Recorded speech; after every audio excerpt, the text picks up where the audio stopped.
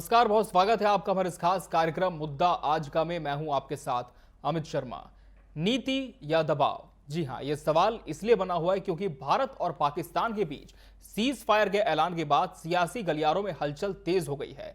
कांग्रेस ने अमेरिकी राष्ट्रपति ट्रंप के सीज फायर ऐलान और पहलगाम आतंकी हमले को लेकर सरकार से कई अहम सवाल पूछे हैं। कांग्रेस का नेतृत्व इस मोर्चे पर छत्तीसगढ़ के पूर्व मुख्यमंत्री भूपेश बघेल कर रहे हैं, जबकि बीजेपी इसे कांग्रेस की ओर से भ्रम फैलाने की साजिश बता रही है। लेकिन ऑपरेशन सिंदूर को लेकर क्यों उठ रहे हैं लगातार सवाल, और कांग्रेस छत्तीसगढ़ में इसे लेकर किस तरह के बयान दे रही है, सरकार का इस पर क्या जवाब है, तमाम पहलुओं पर इस पूरे डिबेट में हम चर्चा करेंगे। उसके पहले नजर डाल लेते हैं इस खास रिपोर्ट पर।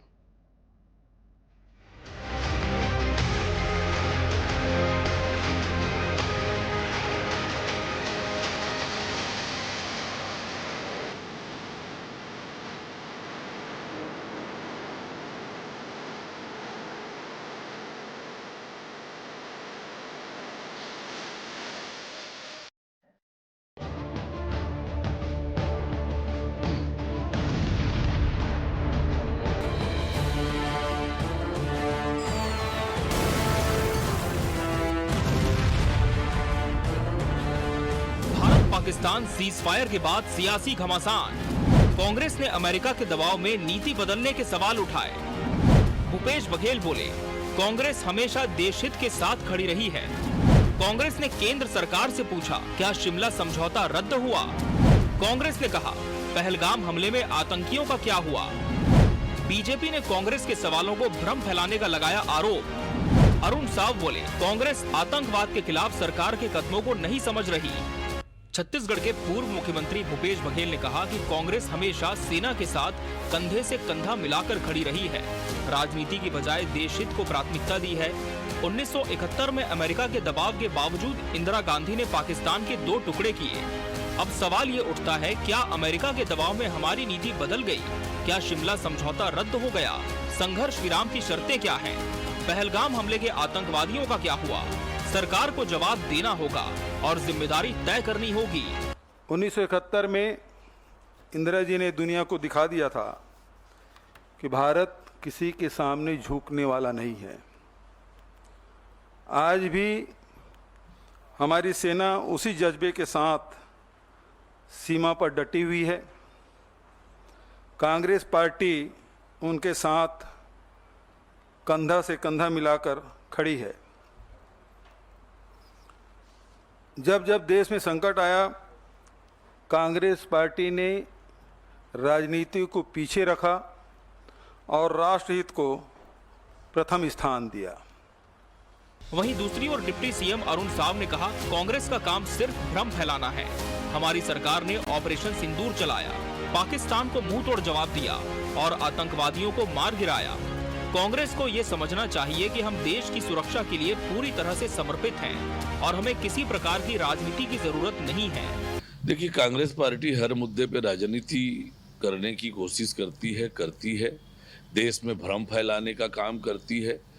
किसी भी आतंकवादी घटना को वार माना जाएगा और भारत अपने तरफ से कार्रवाई करने के लिए स्वतंत्र होगा। ये भारत की बड़ी जीत है। ऑपरेशन सिंदूर के बाद जो देश में भारत माता के जयकारे लगे, जय हिंद के नारे लगे, भारतीय सेना की जो वाहवाही हुई, आज ये कांग्रेस के नेताओं को समझना चाहिए। कांग्रेस और बीजेपी के बीच तीखी तकरार अब राजनीतिक गलियारों में चर्चा का विषय बन चुकी है। कांग्रेस ने सीज फायर को लेकर सरकार से पारदर्शिता की मांग की है, वहीं बीजेपी से कांग्रेस का भ्रम फैलाने का प्रयास बता रही है। अब देखना ये होगा कि सरकार इन सवालों का किस तरह से जवाब देती है और क्या इस मुद्दे पर दोनों पक्षों के बीच कोई समझौता हो पाता है। Bureau report, TV 24 news.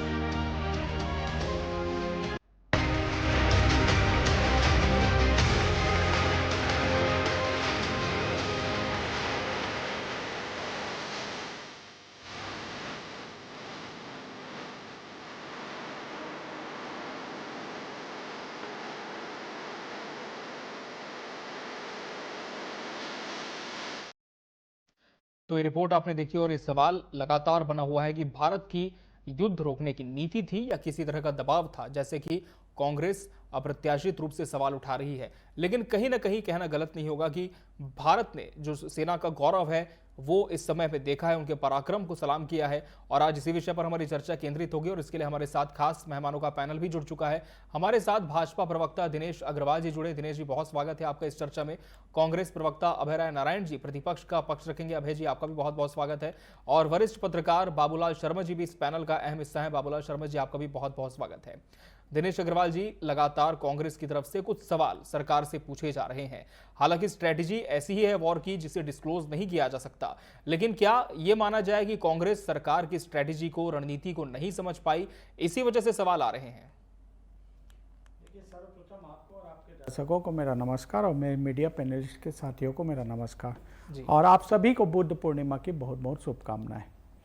देखिए, ये भारत देश में जिस हिसाब से आतंकवादी और कांग्रेस पार्टी राजनीति कर रही है, ये आतंकवाद के खिलाफ हमारा एक ऑपरेशन था, ये युद्ध नहीं था। सबसे पहले तो मैं बता देता हूं, ये ऑपरेशन सिंदूर था। उस ऑपरेशन सिंदूर था जो हमारी बहनों के माथे का सिंदूर उनके सामने छीना गया है, उनके नाम से ऑपरेशन बनाया गया था। और उस आतंकवादियों को उनके घर के अंदर घुसकर उस पाकिस्तान के आतंकवादियों को, पाकिस्तानी सेना के आतंकवादियों को बोलना चाहूंगा, उन आतंकवादियों को उनके घर में घुस करके छाती ठोक करके सेना ने बताया कि हम उस पाकिस्तान के आतंकवादियों के घर में घुसकर मार करके आए हैं और बहनों का सिंदूर का जो छीना था, मेरी बहनों के सिंदूर, उसका बदला लेने गए थे। हमने वहीं आतंकवादियों के 9 उनके जो स्थान थे उनके ऊपर वार किया और वार के बाद हमने मिसाइलें दागी और पाकिस्तान के ऐसे केंद्र को हमने नेस्तनाबूद करने का काम किया जो पाकिस्तान ने जन्म में नहीं सोचा था, यहां तक कि विश्व समुदाय में नहीं सोचा था। हमने विश्व समुदाय को मैसेज देने का काम किया कि अगर देखोगे तो आंख को निकाल देंगे, और आंख निकालने का काम हमारी सेना ने किया था। और 56 इंच का छाती वाला नरेंद्र मोदी जी, जो देश में एक मजबूत सरकार बैठी है, उन्होंने इस मिशन को पूरा देखा है, इस मिशन को पूरा वो किया है। मेरी बहनों ने आज सेना का जज्बा को लेकर, सेना के ऑपरेशन को लेकर प्रेस कॉन्फ्रेंस ली है। ये पहली बार मेरे भारत देश को देखने मिला है और मैं सेना को बधाई दूंगा और ऐसे लोगों को धुतकारूंगा जो सेना से प्रमाण मांगते हैं। इसीलिए आज आपने प्रेस कॉन्फ्रेंस देखी होगी और नहीं देखी होगी तो कांग्रेसी भाइयों को भी दिखा दीजिएगा। सेना के ब्रिगेडियर, सेना के अध्यक्षों ने कहा, डीजीएमओ ने कहा है कि हम ऑपरेशन में कैमरा लेके गए थे। ये हमारे लिए नहीं है, ये कांग्रेसी जो सबूत मांगते हैं ना, उनके लिए ये सेना का उद्बोधन है। अरे शर्म करिए, सेना से आप प्रमाण मांगने वाले लोग। आज सेना ने खुद प्रेस कॉन्फ्रेंस में बता दिया कि आपको जितने प्रमाण चाहिए हम लेके गए थे कैमरे, और आपको प्रमाण विथ मीडिया में पूरे विश्व के सामने आप कांग्रेसियों को दिखा दिया। तो मैं आप कांग्रेसी भाइयों से मैं निवेदन करूंगा, प्लीज सेना के ताकत पे आप उंगली मत उठाइए। ये हमारे भाई है जिनकी वजह से आज हम रात को सो रहे हैं, दिन में जाग रहे हैं, सुख चैन से हैं। उनसे कृपया प्रामाणिकता ना मांगे, और अगर प्रामाणिकता मांगेंगे तो सेना प्रामाणिकता देने के लिए भी तैयार है। लेकिन याद रखिएगा, ये देश की जनता आपको कभी माफ नहीं करेगी, क्योंकि आज जो भी हुआ है वो बहुत बुरा हुआ है। हमारे देश के सामने आंख दिखाने वाला काम हुआ है, और उस आंख को निकालने का काम अगर किसी ने किया है तो मेरी सेना के जवानों ने किया है, उस माँ के लाल ने किया, उस बहन के भाई ने किया है, उस पति के सिंदूर ने किया है। अभय नारायण जी, जवाब दीजिए। अभय जी, सवाल क्यों उठ रहे हैं? क्या किसी तरह की भ्रम की स्थिति है जैसा कि सरकार कह रही है? देखिए, सबसे पहले मैं बुद्ध पूर्णिमा की बधाई दूंगा जी आपको, और मैं अपनी बात बाबूलाल शर्मा जी को प्रणाम करते हुए चालू करूंगा। जी अग्रवाल जी को भी नमस्कार करता हूं कि सेना के जवानों को सलाम पूरा देश कर रहा है। भारतीय जनता पार्टी के लोग अलग से नहीं कर रहे हैं।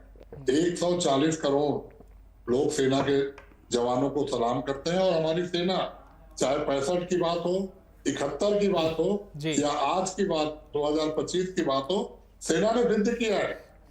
71 में भी सिद्ध किया था, 93,000 पाकिस्तान के सैनिकों के घुटने टिकवाए थे हमारी सेना ने। सवाल उस पर बिल्कुल नहीं, और सवाल उस पर होना भी नहीं चाहिए। सवाल उस पर करने वाला देश के प्रति आस्था नहीं रखेगा, वही सवाल करे। सवाल सरकार से जी, आपका जो डिबेट का विषय है नीति या दबाव, वो सरकार से है। आज आप नीति किससे पूछ रहे हैं? सरकार से पूछ रहे हैं। दबाव था कि नहीं था, किससे पूछ रहे हैं? सरकार से पूछ रहे हैं, जिसका जवाब देने के लिए 8 बजे माननीय प्रधानमंत्री जी आ रहे हैं जी। शायद इसका जवाब डिबेट के जो आपका हेडिंग है उसका जवाब रात को 8 बजे प्रधानमंत्री दे। कांग्रेस ने जो आज सवाल किए राष्ट्रीय महासचिव के रूप में माननीय भूपेश बघेल जी ने दिल्ली में प्रेस कॉन्फ्रेंस की और वहां से कुछ सवाल किए। सवाल वही था कि 71वें शिमला समझौता हुआ था, जिसमें भारत के प्रधानमंत्री और पाकिस्तान के प्रधानमंत्री जुल्फिकार अली भुट्टो और श्रीमती इंदिरा जी ने समझौता किया था। देश का समझौता था, दो व्यक्तियों का समझौता नहीं था। और शिमला समझौते का फार्मूला यह था, यह समझौता तय हुआ था कि भारत पाकिस्तान के किसी मुद्दे पे दोनों देश आपस में बात करेंगे, दोनों देश लड़ेंगे या सीज फायर करेंगे, तीसरी मध्यस्थता स्वीकार नहीं की जाएगी। आज क्यों की गई? ये क्या नीति है? ये क्या दबाव है? यही तो डिबेट का विषय है। हमारे अग्रवाल साहब ने तो पूरा भाषण दे दिया सिंदूर पे, पूरा भाषण दे दिया सेना पे, पूरा भाषण दे दिया, लेकिन नीति या दबाव का जवाब जनता जानना चाहती है। कांग्रेस ने कहा है कि संसद का सत्र बुलाइए, वहां प्रधानमंत्री की संसद के अंदर 542 लोगों के सामने अपनी बात रख दें, सर्वदलीय बैठक बुलाए, जिस तरह ऑपरेशन के समय आपने बुलाया, देश को आपने ब्रीफ किया, वही तो देश चाहता है कि आप ब्रीफ करें। जिस दिन पहलगाम की घटना हुई, हम सबको उम्मीद थी कि 56 इंच का सीना पहलगाम जाएगा। हम सबको उम्मीद थी कि 56 इंच का सीना देश के नाम संदेश देगा, लेकिन वो बिहार की चुनावी रैली से संदेश दिए। हमने स्वीकार किया, आपने ऑपरेशन सिंदूर किया, हमने स्वीकार किया, हमने सारे कार्यक्रम अपने रद्द किए, हमारी रैलियां हमने रद्द की, संविधान बचाओ कार्यक्रम हमने रद्द किए, और रद्द नहीं किए साहब, हम सेना के उन जवानों को तिरंगा के सम्मान में ऑपरेशन सिंदूर के समर्थन में जय हिंद रैली की, जो पूरे जितने राजधानी है सब प्रदेशों में की गई, दिल्ली में की गई। तो सवाल सेना का नहीं है, सवाल पारदर्शिता का है। आपको जवाब देना होगा कि अमेरिका ने घोषणा क्यों की? अमेरिका को क्या आवश्यकता पड़ी घोषणा करने की? दोनों देश की सरकारों ने तय किया कि हमारे से परास्त हो गए, और जैसी सीज फायर का घोषणा होता है हमें पाकिस्तान में खुशी मनाई जाती है। हमारे के देश पे लोग सकते में हैं, आश्चर्यजनक है। हमारे देश में 56 इंच के सीने से उम्मीद की थी कि पीओके भारत का हिस्सा होगा। हमारे देश के लोगों ने ये उम्मीद की थी कि बलूचिस्तान अब अलग हो जाएगा पाकिस्तान से। इसी वजह से सवाल काफी उठ रहे हैं और पारदर्शिता की बात कही जा रही है। जी आऊंगा दिनेश जी, मैं जरूर आपके पास आऊंगा। मैं अभय जी आपका भी फिर से रुक करूंगा।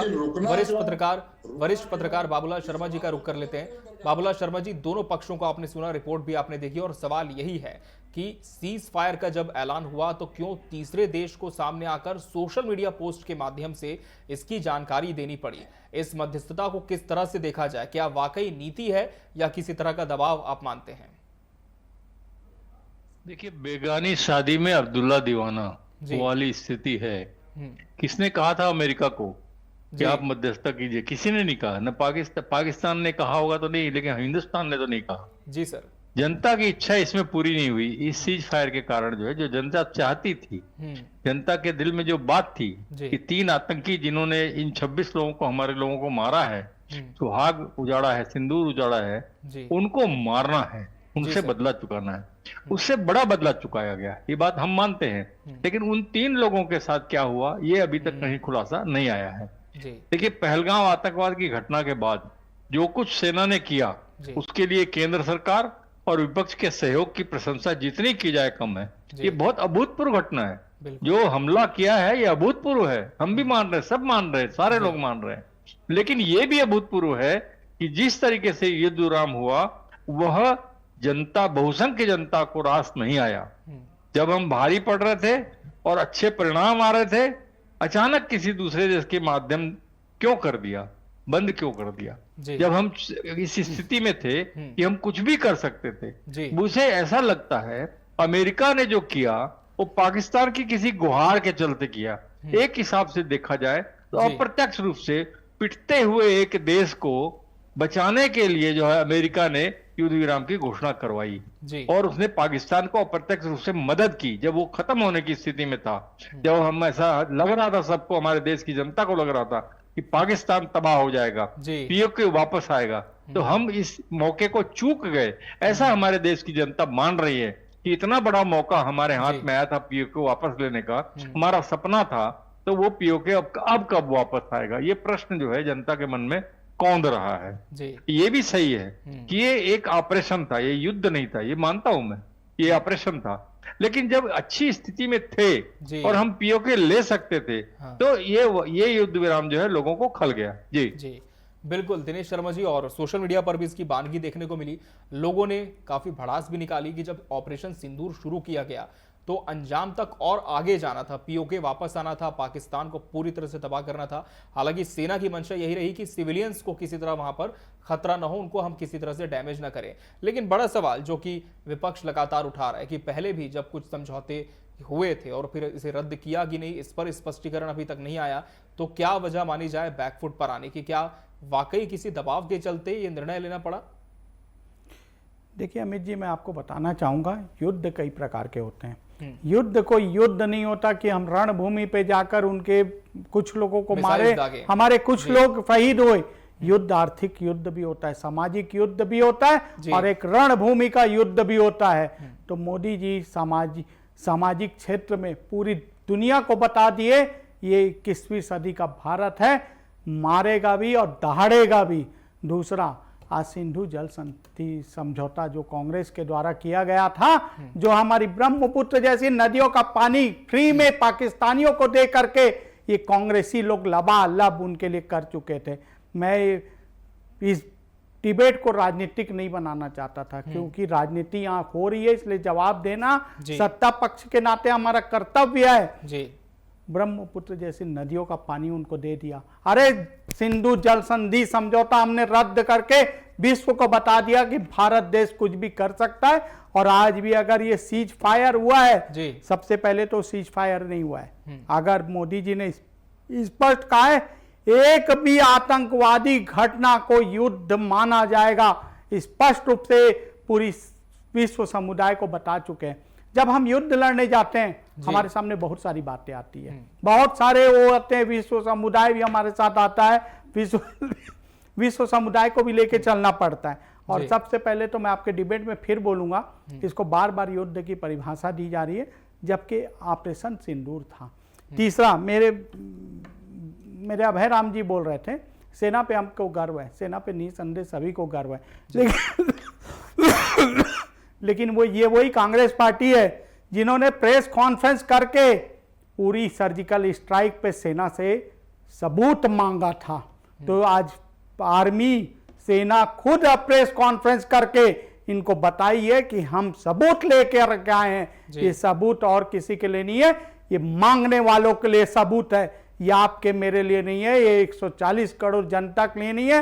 ये कुछ पार्टियां जो अपने आप को, ये वही पार्टी है ना जो राफेल को रोकने के लिए मोदी जी को कितना बदनाम की, S-400 लाने पे भारत देश को रोका गया।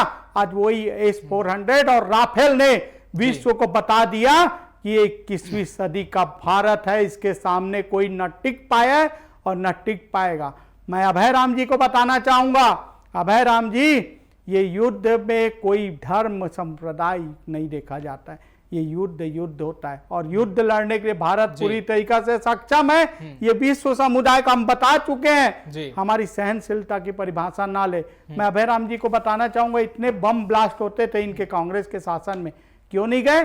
पीओके किसने दे दिया? पीओके किसने दे दिया? पीओके को लेने की बात बड़ी बड़ी कर रहे हैं, पीओके को कुछ मुंह दिखाई में दे के आ गए कांग्रेस पार्टी। वो पीओके हमारा था और हम ला के रहेंगे, और ये बात का हम वचन देते हैं। अभी तो ये शुरुआत है, अभी तो देखिए क्या क्या होता है। और ये भारत देश की जनता की चुनी हुई 140 करोड़ की सरकार कर करके बताएगी, लेकिन विश्व को हमने जो बताया है, क्योंकि हम नहीं चाहते कि युद्ध लड़के ही हो, आर्थिक युद्ध लड़के भी उनको मारा जा सकता है, हर मोर्चे पर तड़पा तड़पा के नाकेबंदी की मारा गई जा है, बिल्कुल। सकता है। और वो शुरुआत हो चुकी है, सिंधु जल समझौता रद्द हो चुका जी। है और ऐसे बहुत सारे समझौते रद्द होंगे, आप हम सब देखेंगे। और आर्थिक मार में वो भूख मर जाएगा, खाना देने वाला कोई नहीं ठीक है, मिलेगा, जवाब ले लेते और वो कांग्रेस युद्ध से। चालू हो रहा जी, है। अभय नारायण राव जी, जिस तरह से भारत ने पहलगाम हमला जब 22 तारीख को हुआ, उसके बाद से कई मोर्चों पर आर्थिक नाकेबंदी भी की, पाकिस्तान के साथ पूरी तरह से संबंध तोड़ने का भी ऐलान किया, वीजास रद्द कर दिए गए उनके नागरिकों के, और कहीं ना कहीं बहुत सारे ऐसे कदम सरकार ने उठाए जो कि पहले कभी नहीं उठे थे। तो क्या कांग्रेस ये मानती है कि वाकई सरकार ने कुछ कदम तो उठाए हैं, लेकिन क्या कहीं कोई और कमी भी रह गई, विपक्ष देख रहा है? देखिए, सरकार, कांग्रेस तो ये मानती है कि सरकार ने वो सब कदम उठाए जी जो पहलगाम की घटना के विरोध में आवश्यक थे। इसमें तो कहीं हम दो मत ही नहीं है। जी, हम तो सवाल खड़ा कर रहे हैं जो अभी बार बार हमारे भैया कह रहे हैं, भाजपा के प्रवक्ता साथी, जी, कि ऑपरेशन था तो सीज फायर में युद्ध विराम दोनों देश करेंगे, ये शब्द ट्रम्प ने क्यों यूज किया? ट्रम्प को बताइए ना कि ऑपरेशन था, युद्ध नहीं था। जी, ये तो ट्रम्प को बताना पड़ेगा। और सिंधु समझौता आपको याद है, जी। लेकिन शिमला समझौता की बात आप नहीं कर रहे हैं, नीति या दबाव की बात आप नहीं कर रहे आऊंगा हैं। दिनेश जी, फिर हमें तो गर्व होता ना जी, कि पाकिस्तान को हम कहते कि तू हमारी कृपा पे जिंदा है, हम रोक रहे हैं। ट्रम्प ने कहा रोक दो, आप रोक दिए, जी, हमने ऑपरेशन रोक दिया।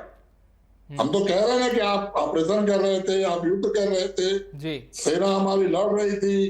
बाबूलाल भैया ने बताया जी, कि जनता की उम्मीद कहां तक पहुंची। आप कांग्रेस की चिंता कर रहे हैं, हम देश की चिंता कर रहे हैं। आप कांग्रेसियों को दोष दे रहे हैं, हम तो कह रहे हैं कि पारदर्शिता लाइए। जी, जिस तरह आपने सर्वदलीय बैठक कर ऑपरेशन की जानकारी दी, उसी तरह सर्वदलीय बैठक करके संसद का सत्र बुला के जानकारी दे दीजिए।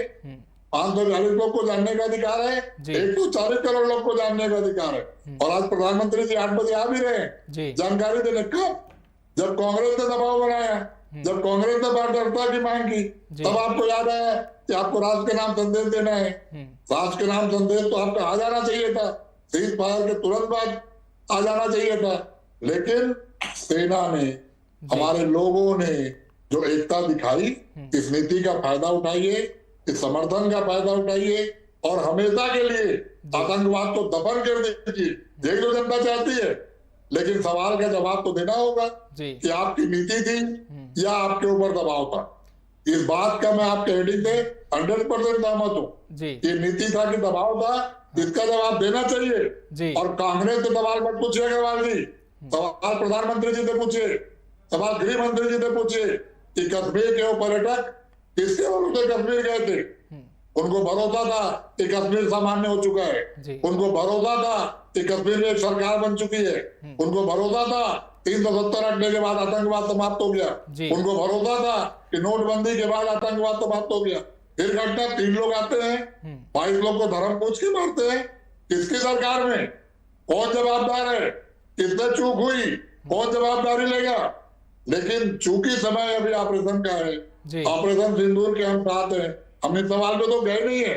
हम तो केवल पारदर्शिता चाहते हैं। हमारे राष्ट्रीय महासचिव भूपेश बघेल जी ने खड़गे जी और राहुल जी की उस बात को आज प्रेस कॉन्फ्रेंस में दोहराया कि सत्र बुलाइए और सत्र में प्रधानमंत्री जी अपनी बात रखें, सर्वदलीय बैठक बुलाइए, अपनी बात रखें। और मीडिया के सामने आ रहे 8 बजे राष्ट्र के नाम संदेश दे रहे, देखते हैं संदेश पे क्या संदेश देते हैं। लेकिन देश अभी आतंकवाद के खिलाफ है और कांग्रेस को समझाने की आवश्यकता नहीं है। कांग्रेस ने आतंकवाद को देखा नहीं है, झेला है।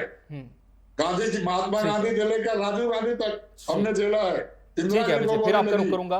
वरिष्ठ पत्रकार बाबूलाल शर्मा जी का हम रुख कर लेंगे। बाबूलाल शर्मा जी, लगातार सवाल तो उठ ही रहे हैं पहलगाम आतंकी हमले के बाद से, लेकिन जब ऑपरेशन सिंदूर लॉन्च किया गया, हर भारतीय का सीना गर्व से चौड़ा हो गया कि अब वो वक्त आ चुका है जब हम पाकिस्तान को सबक सिखाएंगे। 9 ठिकाने हमने पहले उसके नेस्तनाबूद किए, कई कार्रवाइयां इसके बाद भी देखने को मिली। लेकिन पाकिस्तान एक ऐसा देश है बाबूलाल जी जो हर कोई जानता है, हर बार वो पलट कर वार करता है। कई बार समझा जाता है कि अब ये देश शांत रहेगा, लेकिन सीज फायर के ऐलान के बाद भी 2 बार ऐसी घटनाएं हुई कि सीज फायर का उल्लंघन करता हुआ पाया गया पाकिस्तान। लेकिन अब आने वाले समय में और क्या कड़े कदम हमें उठाने की आवश्यकता अब देखते हैं, ताकि कोई भी घटना से पहले भारत की पूरी तैयारी हो और पूरी पारदर्शिता भी इस प्रक्रिया में रहे। देखिए, शिमला समझौते में सब कुछ स्पष्ट था जी और बहुत अच्छे संबंधों की बातें थी उसके अंदर में। जी सर। लेकिन पाकिस्तान ने कभी कभी जो है उसका उल्लंघन किया और हमारे साथ में जो है कटुतापूर्ण व्यवहार करता रहा जिसको हम लोग सहते रहे। जी। और आज जब मौका मिला था और निश्चित रूप से जो है पिटा हुआ राष्ट्र हो गया था। आज की स्थिति पूरे विश्व के अंदर में जो ये बात समझ में आ गई थी लोगों को, चीन भी इस बात को समझ चुका था कि पाकिस्तान पिट गया है, बुरी तरीके से पिट रहा है और उसके अस्तित्व की स्थिति पैदा हो गई, घुटनों पे टिक गया जब वो, तब उसने अमेरिका से मदद मांगी, उसने गुहार लगाई। तो ट्रंप ने जो है एक प्रकार से अप्रत्यक्ष रूप से उसको मदद की और ये युद्ध विराम करवा के जो है उसके पिटते हुए स्थिति को जो है सुधार कर दिया। हम तो यही मानेंगे। जनता इस बात को बड़े गंभीरता से सोच रही है कि जब हम उसके ऊपर पूरी तरह से हावी थे, हम पीछे क्यों हटे। ये प्रश्न का जवाब आज शायद 8 बजे प्रधानमंत्री देंगे तो बहुत अच्छी बात होगी, और नहीं देंगे तो लोगों के दिमाग में ये अनुत्तरित रह जाएगा प्रश्न कि आखिर ऐसा क्या हुआ, क्यों हुआ, हम क्यों दबे, हम उनकी बात क्यों माने, हम तीसरे राष्ट्र के तहत क्यों दबे। ये सारी चीजें जो आएंगी और फिर हम वहीं के वहीं जिस स्थिति में थे उसी स्थिति में कोई समझौता होगा तो उसमें क्या क्या कड़ियां लगेगी, क्या क्या बिंदु उसमें जोड़े जाएंगे, जैसे शिमला समझौते में जोड़े गए थे, तो वो क्या क्या होगा उसके बाद ही बहुत सारी चीजें समझ में लोगों को आएगी। अभी फिलहाल लोगों को ये लग रहा है, आम जनता को ये लग रहा है कि भाई क्यों रुक गया, इतना बढ़िया हम जीत तो रहे थे, हम पीट तो रहे थे उनको, फिर अचानक उनको इतनी राहत क्यों दे दी गई। ये प्रश्न भी जनता के बीच में कौंध रहा है, जिसका जवाब शायद 8 बजे प्रधानमंत्री नरेंद्र मोदी देंगे, ऐसा मुझे लगता है। बिल्कुल, और लगभग 8 घंटे का और इंतजार है, जिसके बाद ये जो उत्तर है सभी के सामने होगा कि आखिर ये नीति के तहत किया गया या किसी तरह का दबाव था। बहरहाल समय हमारे पास इतना ही था इस चर्चा के लिए। आप सभी मेहमानों का बहुत बहुत धन्यवाद हमसे इस चर्चा में जुड़ने के लिए और इसका हिस्सा बनने के लिए।